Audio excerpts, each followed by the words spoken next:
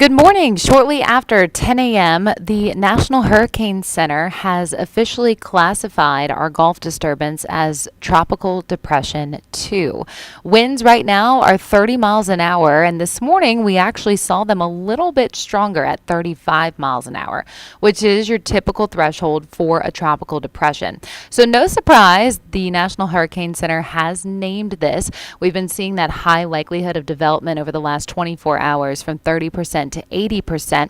And here is our first track.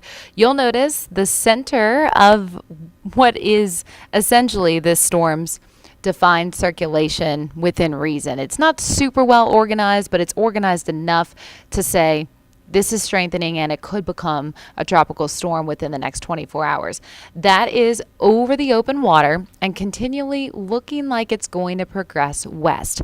So our first track shows you that western direction towards the coast of Mississippi with a quick turn into Louisiana. And it brings the storm right through southeast Louisiana in this very first initial track. Now, we always say don't focus on only the center of the storm. And this is going to be the kind of storm that is not super organized or defined. So a lot of the stronger storms are going to be on the eastern edge.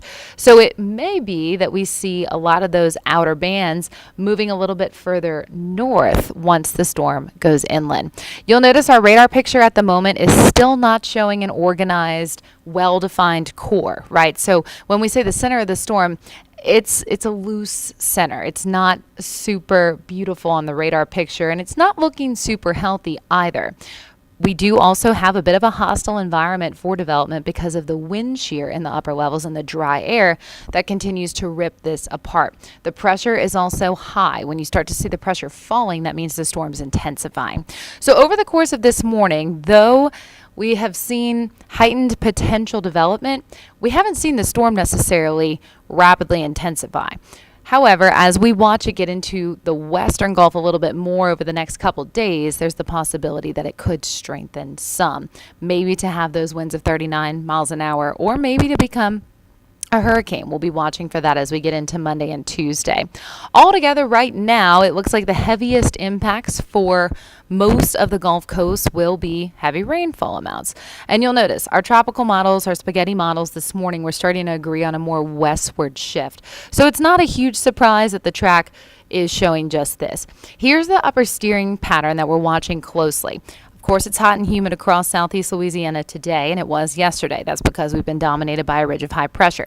And we also have a pretty significant ridge of high pressure well to the east, beyond Florida. So in between the two, you've got this dip or this trough of low pressure, and that's allowing for this disturbance to really take off and move a little bit further west, because you're seeing that high pressure on the left side of the screen here on the western side of Louisiana back off a little bit. Now it's going to move back in again as we get into late Tuesday, early Wednesday. But the question is, does it move quickly enough for this storm to stay east of us? And that's what we're going to be watching as we approach the next 24 hours, which will be pretty critical in our forecast for what evolves likely late Tuesday into Wednesday. So what should you be doing right now? Well, it's hot and humid this weekend. Take the opportunity to maybe clear some storm drains, think about a plan, have it in place, chat with your family members. This isn't going to be anything that requires evacuation or travel. More than likely, we're just going to have some heightened rain chances. But always a good idea as we continue now to have two potential impacts. First, Arthur, this would become Bertha.